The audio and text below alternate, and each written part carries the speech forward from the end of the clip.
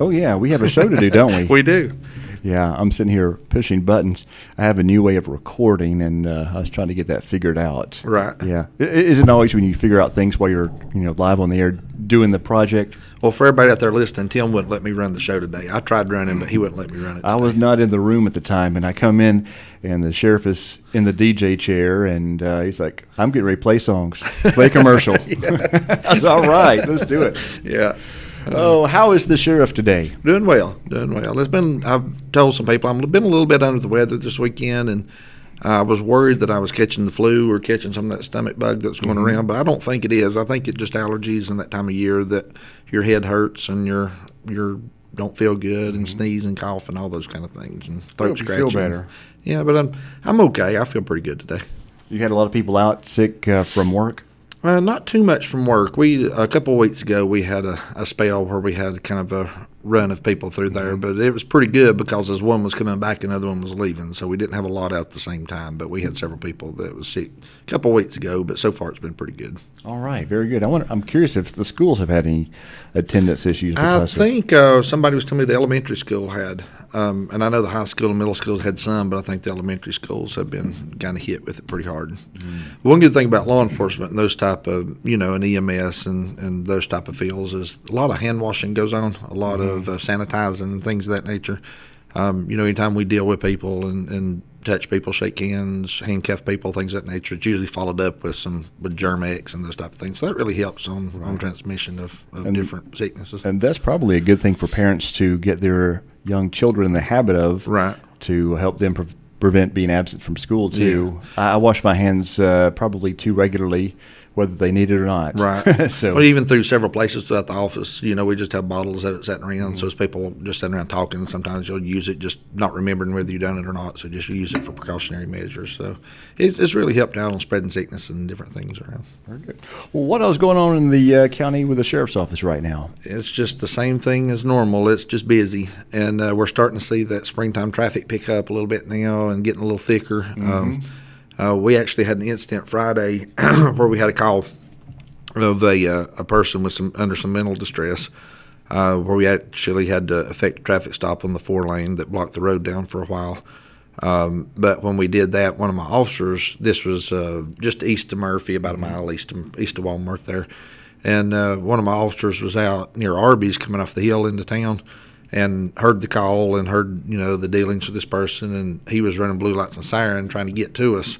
And it took him a good 15, 20 minutes just to get through the Murphy traffic and to get up to where we were on the other side of town. So we're starting to see a lot of that traffic picking up and getting real thick and getting congested. And there's just some places you can't get around, And it's also picking up in different day parts than we're used to. Right. Normally when I pull out on the 4-lane from where I live on a Saturday morning at 8 in the morning, I don't even, have to worry about, right, traffic coming. But yesterday morning, I probably sat there for about 45 seconds to a minute just waiting for the cars to pass at that time of morning. Yeah, it's all hours of the day now. And I know even like with the casino traffic, a lot of people ask about it, but I know that from being out in the middle of the night and different things, been called out, coming up the 4-lane there, it could be 2, 3 o'clock in the morning, and there's still traffic buzzing in and out of that casino back and forth. So it's not just the daytimes has changed, but also the nighttime has changed also. So there's still a lot of traffic day over night coming out. I always remember when I have to fly out of Atlanta Airport, sometimes I get a flight that would come in at 2 or 3 in the morning, right, get on I-75 and packed full of traffic. I'm thinking, where are all these people going at this time of morning? Right. They should be sleeping. That's but, it. But yeah, it's amazing how much traffic's out there now. Yeah, and we'll see it pick up probably pretty dramatically after Easter's behind us.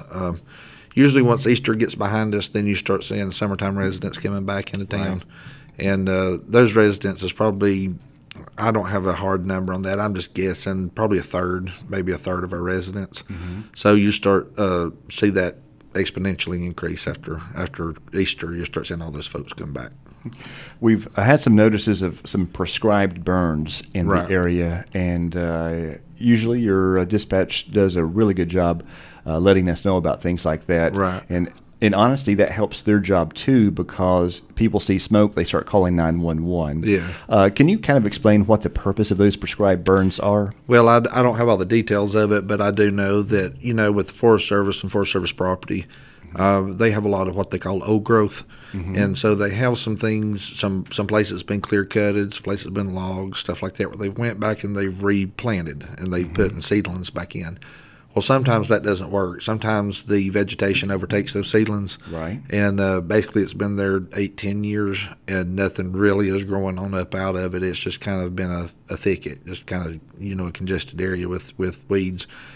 So what they'll do is they'll take those areas, they'll fire mark them all the way around, put people around them, set boundaries, and then they'll burn those areas off, basically to regenerate that growth and start that growth again, so that they can get more trees to grow and to grow up in that area.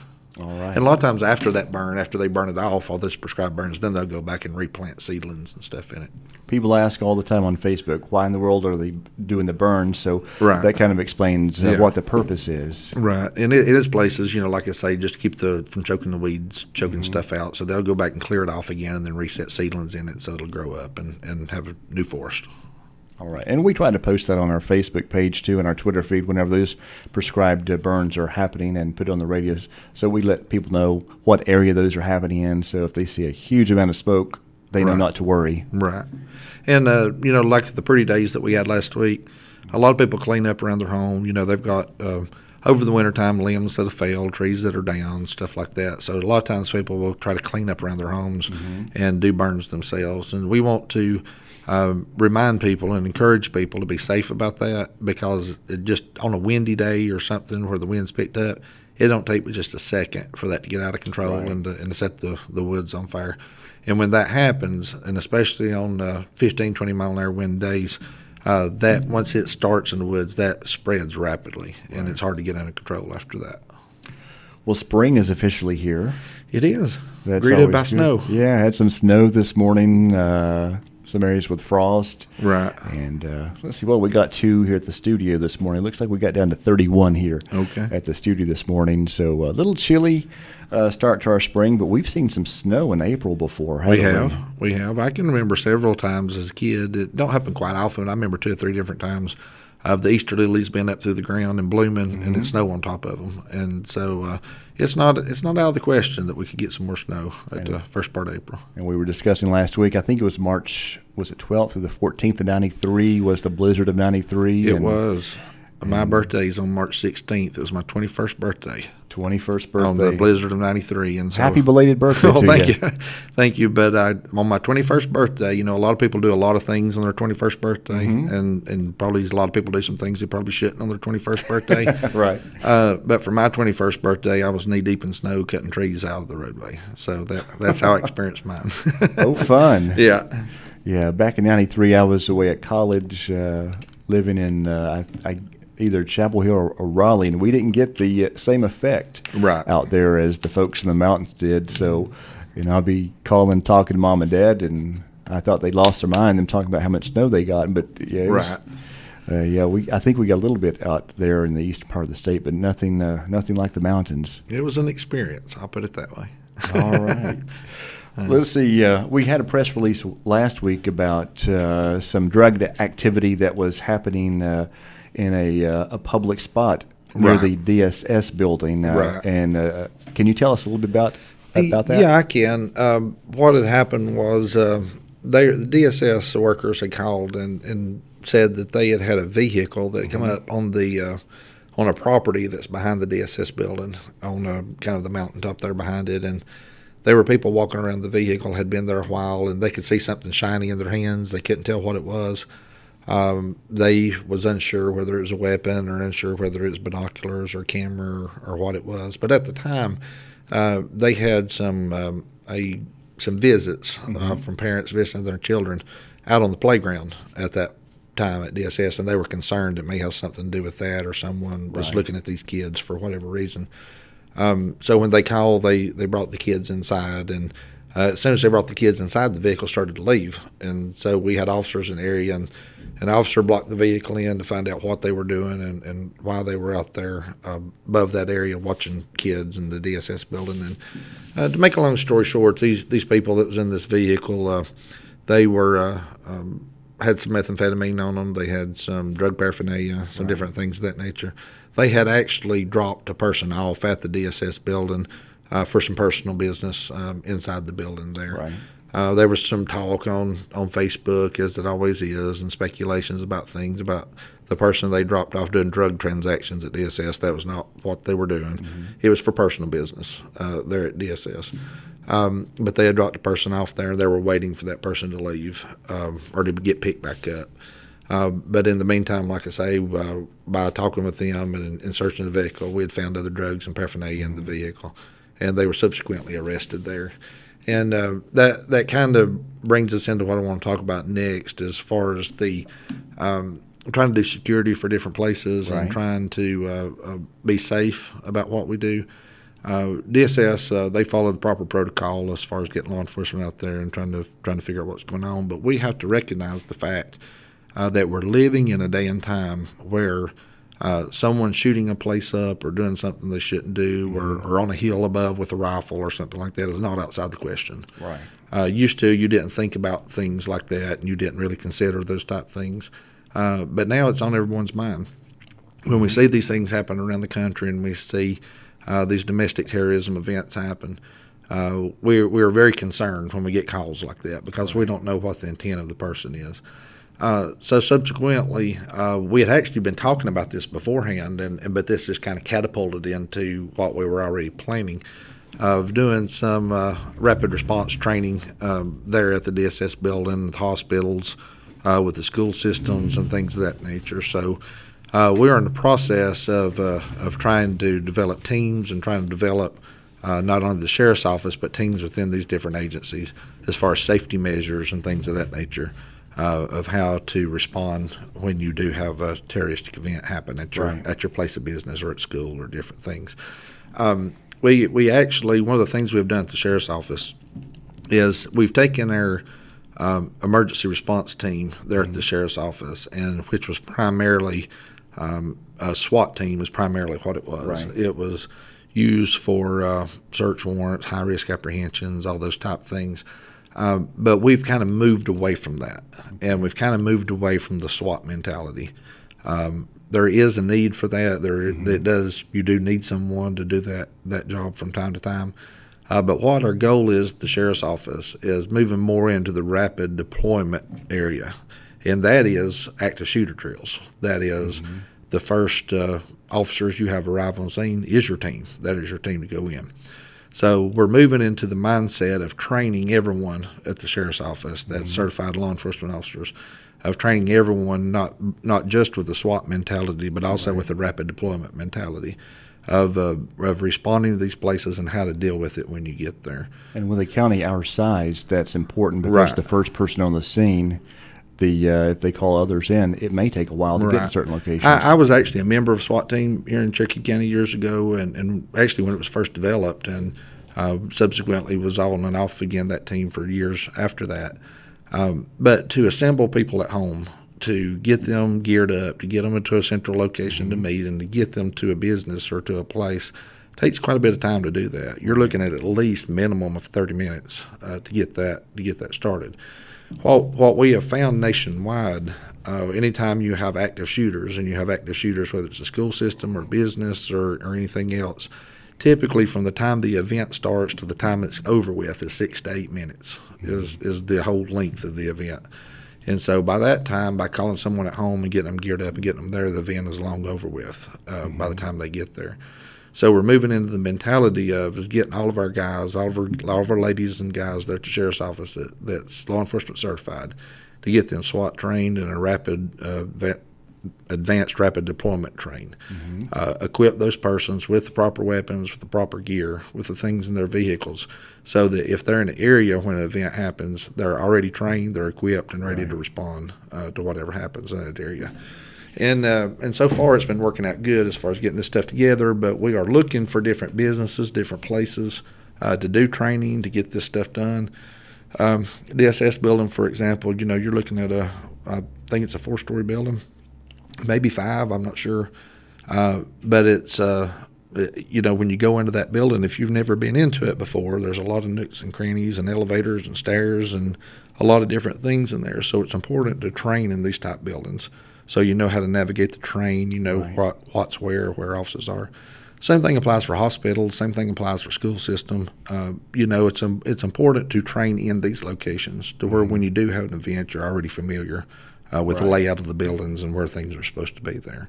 So we're gearing this up. We've talked to several businesses, several places in the school system. The school is working well with us. We're working with the school resource officers there about doing some training in the summer. And so that we're getting this geared up. So we hope we never have an event. We hope we never have to utilize any of this stuff, but we want to be prepared in the case that we do. Right. Once it happens, a little too late to start the training process. So Right. that's a good plan. How do you deal with having to talk to? I know you've had some situations where people have locked themselves in the house. Right. And I'm trying to think of the word hostage negotiator, but Right. how do you negotiate with people who are presenting harm to themselves or others? Well, we do have people at the sheriff's office that's certified negotiators that are trained to negotiate. A lot of that comes from just experience of just dealing with people and knowing how to talk to people.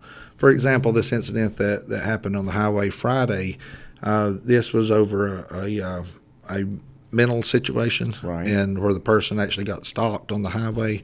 That was one of the issues that blocked the road down there for so long. It wasn't the fact of that they were in danger of hurting us or we were trying to hurt them or anything like that.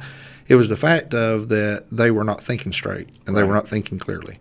And they actually locked the doors and the windows to the vehicle and were sitting crossways in the middle of the 4-lane. So we had to go into negotiations at that time and go into trying to talk that person into rolling the window down and unlocking the doors and things of that nature, which the officer that responded that day was successful in doing that. I was there with him and just kind of was doing other duties as he was talking to her, but he did very well. He did a very good job on calming her down and negotiating with her and getting her to get the windows down and get the keys to the car and all those kind of things. But even after that, what we need to understand too is about how to deal with people. Could we have broke the window out and jerked her out of the car and done all these things? Yeah, we could have done that. But it's important to take a little extra time and minimize those situations. Talking her out of the car, talking her into rolling the window down, talking her into doing these things. And so time is on our side, for most cases. Now, obviously, if they had a gun and if they were shooting at somebody, it'd be a different situation at that point. But as long as there's not an immediate threat at that time, we need to have time on our side. And that's part of this training. That's part of the different mentality between SWAT and rapid deployment. The SWAT mentality is that negotiation mentality. It is enter when you have to, sniper set up, all those kind of things. But the rapid deployment mentality is there's a shooter shooting right now and we have to deal with it right now, And so we've got to have both mindsets. We've got to be trained on both ways on how to deal with that. How was traffic affected during this situation that you described? It was backed up for a while. Like I say, this was it was between where the KOA campground and Old Peachtree Road. It was in that area right there. So, of course, as you shut the road down in that area in the evening time, traffic's going to back up pretty quickly. Right. But we were, like I say, we were from the time that the road was blocked to the time we negotiated and got the road cleared, we're looking at somewhere around 10 minutes or something like that, 10 to 15 minutes. And we were able to remove those cars from the roadway and get the traffic flowing again. And once it got flowing again, it cleared up pretty quickly. So we were happy about that. Very good. How big of a problem is mental illness in our area and compared to the resources we have to help folks? Well, mental illness is a huge problem. And it's not just a problem in Cherokee County, but it's a problem across the state. One of the issues is that in the past, when I was a young officer and was dealing with involuntary commitments and was dealing with mental illness issues, one of the things that they did not do on commitment orders and as far as the mental illness aspect was take drug addicts and alcoholics and things of that nature. They didn't deal with that on the mental side of it. But now that falls into the mental category, and so drug addiction, alcoholics, those type of things fall under that mental health treatment. and it has really bombarded the system. Right. It's really more than the system can handle. And so we have been into, for about a year now, we've been in a lot of talks, a lot of legislative issues, a lot of different things about changing the mental health system and how they approach things. We've got a good relationship here with our local providers. We've got a good relationship with the hospital here. And we're quite often, almost seems like sometimes every week, sitting down and talking about mental issues and how we can do it better and how we can address these things better. So it's an ongoing process. And just trying to figure out what's the best solution for that. All right. Anytime election season comes here, we try to do our very best to remain neutral and not have shows to try to influence anyone's vote, right, regardless of how we feel. We just want to be unbiased. We think that's the right thing to right, do. But now that the election is over with, let's talk about the alcohol referendum that passed. Okay. How is that going to affect law enforcement? Well, I mean, I don't care to tell anybody. I've been kind of vocal about this. I was against it. I didn't want it to pass, but it did, and the citizens spoke, and we have to deal with what we have in front of us. Mm-hmm. My concern is how it's going to affect not just the citizens of the county, but how it's going to affect law enforcement and how it's going to affect the response to things.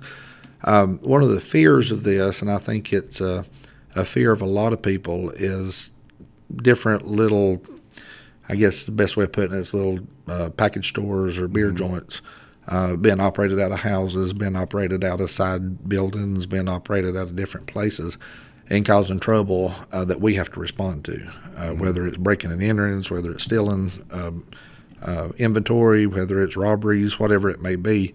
That's just going to be additional work that we'll have to respond to on those things, but we'll have to deal with that as they come up. One thing I do believe, though, and I'm a realistic kind of person. I try not to get too far in the positive or too far in the negative, either one. I kind of like to hang out somewhere in the middle. I don't foresee the Sodom and Gomorrah mentality that we're all doomed and we're all going to crash and burn in Cherokee County. I don't subscribe to that, but I also don't subscribe to that we're going to be prosperous and have all these big restaurants and all these things either. I think we're going to find somewhere in the middle on this, and I think it's just something we're going to have to address and look at, and we're just going to deal with it as it comes up and see what happens. What are the requirements for, you may not know this answer, but if like a store wanted to get an alcohol license, what do they have to do to get one? How is that regulated? I think that's yet to be determined. I think it's going to take some commission approvals. I think it's going to take some different things the commissioners are going to have to work out as far as regulations and guidelines. I don't think there's anything set in stone on that yet. I think this was just the approval to do it. It was just the approval to look at it by the citizens. So once the citizens vote on it, now it's going to fall back in, my understanding, is going to fall back into the kind of the county manager and the commissioner's laps as to what ordinances and guidelines and things they want to set up at this point. And I understand that even though there was a vote for a countywide ABC store, there's no immediate plans for the county to establish one. Not to my knowledge, but there could be something out there I don't know about. But to my knowledge, I don't know of anyone. All right. Well, I was curious how the that vote is going to affect your services that you have to take care of or staffing needs. Well, I always worry anytime anything goes on that I feel like we're going to have to do more work. And it's not that we don't want to do more work. We'll be more willing to do more work, but we just need more staff to do that. Right. More people. You can only do so much with the resources that you have. And this is the thing I do want to say on the radio too, so people understand this, because from time to time I get some little, I won't say a nasty message, but some little message from someone, either it's by voicemail or a text message or a Facebook message, about not responding to their request or not answering their phone call or things of that nature. I try very hard to respond to every voicemail, every email, every text message that I get. There are ones that fall through the cracks. There are times things fall through the cracks and you don't get to everything. But what people don't understand is that from sitting in the sheriff's seat every day, not just once in a while, but every day, I get sometimes anywhere from 20 to 100 requests from citizens to do things, for whatever it may be, whether it's things I can do or whether it's things I can't do. And when I went on to the Raleigh last 2 weeks ago, I guess it was, and I came back from Raleigh, I was checking emails, I was doing my messages, I was doing all that stuff while I was in Raleigh. But even at that, trying my best to keep up with that. When I got back to the sheriff's office, I had about 100 emails and about 50 voicemails waiting on me when I got back to the sheriff's office that I didn't even address while I was gone. At some point, that gets overwhelming. It does. Trying to get caught up. It does, and just it's almost a full-time job just returning phone calls and just talking with people. And sometimes those things do fall through the cracks, and I'll be the first to tell you that I'm not perfect, and I'll be the first to tell you that sometimes things happen. But we do try to get to everything, and we do try to pass information along to the appropriate people and try to help the citizens to the best of our ability. And so far, I think the first couple of years I've done a pretty good job at that. You know, I could probably count on one hand of things that I know of that fell through the cracks and things that didn't get done or didn't get addressed. But for the most part, I try to make sure that everything at least gets addressed and gets a call back. Sometimes you may not like the answer you get, but I always try to call people back and talk to them. Texting, instant messaging, and emailing are great tools, but they do become chores. I just looked at mine. I have 925 unread messages in my inbox. Right.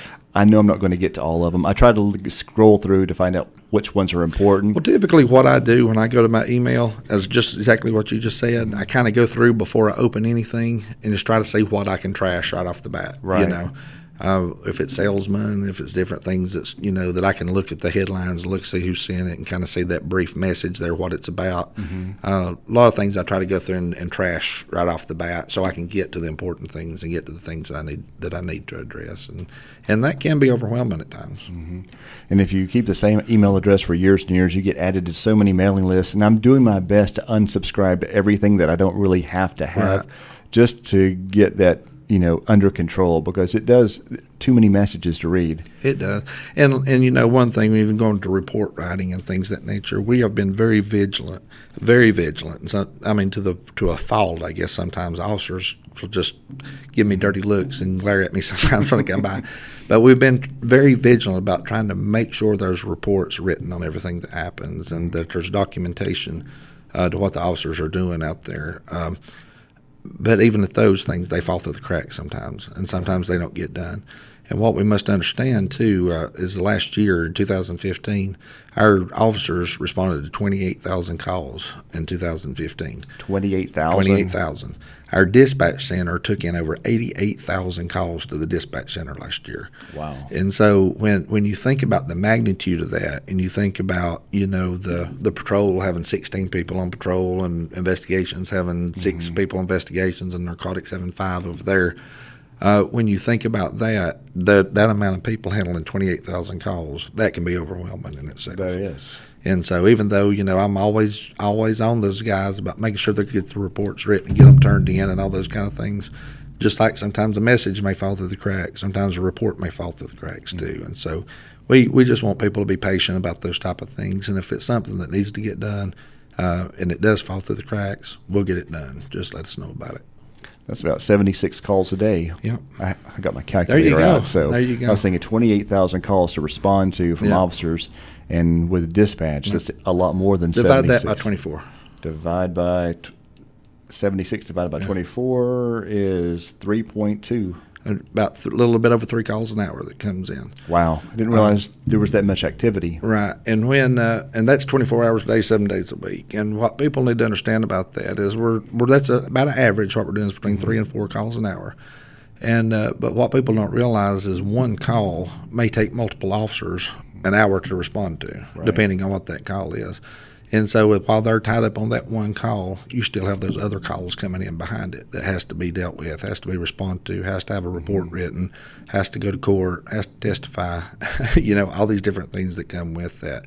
So when an officer responds to that call and leaves your home, it's not over with for him at that point. Right. He still has a lot more work to do on the backside of that. And then if he makes an arrest, then he has court hearings, he has grand jury indictments, he has all those things that comes on top of that. And while all that's happening, calls are still coming in. So plus you have all the other things you're doing, like issuing gun permits and Right. things like that. right, background checks, There's a lot that goes on behind the scenes that people don't realize that you do all these services. sex offender registries. I mean, there's just all kind of different things that goes on there that still has to be done. Even while these calls are still coming in, and so when you think about this. I think we've done a great job. I think we've done a great job in responding to things and answering the calls. And in the middle of all that, trying to do security checks and extra patrols and all those different things in the middle of that, I think we have a great bunch of people at the sheriff's office, and How many I think they do a employees great job. do you have with the sheriff's office currently? If you count the detention center too, I think there's less than 100. There's somewhere around between 80 and 90. But if you count just the sheriff's office side itself, I think it's less than 50 on the sheriff's office side. If money was not an object, how many employees would be needed to do all the work that's really needed to be done? If money was not an object, I could double my staff at the sheriff's office. I really could. I could double it and keep them busy. All right. Well, Sheriff, I see our time has come and gone. Anything you wanted to address before we close out the show today? No, I just want to remind people to be vigilant about things that they're. Oh, I do want to say one thing, because I promised a caller this morning I would mention on the radio. I had a caller call me at the office before I came over here and was trying to encourage people that were not handicapped to not park in the handicapped spots at Walmart and Ingles and different places. Especially some of the younger people that are parking in these spots. This lady that called, she was 89 years old and had actually had two this morning, but one that called was 89 years old and had some different issues, and their spouse had some issues, and was having a hard time getting in the buildings, and saying when they get to these places, there were people parking in these spots they couldn't get in. So just be mindful of that. Be mindful there are people that need those spots. Is there regular enforcement of handicapped spaces, or is that something that someone calls to complain? Well, there is. The Murphy Police Department handles most of those here around Murphy, around Andrews. We do have some in the county. But one thing, for example, I called to the Assistant Chief Dustin Smith this morning and talked to him a little bit about the problems with the handicap parking in Murphy. And one thing that he wanted me to remind people, that he has a son that's handicapped. Right. And so that is a pet peeve of his, and it does bother him when that happens. And so he told me to be sure and tell the callers that he'll be vigilant to make sure that they can enforce that.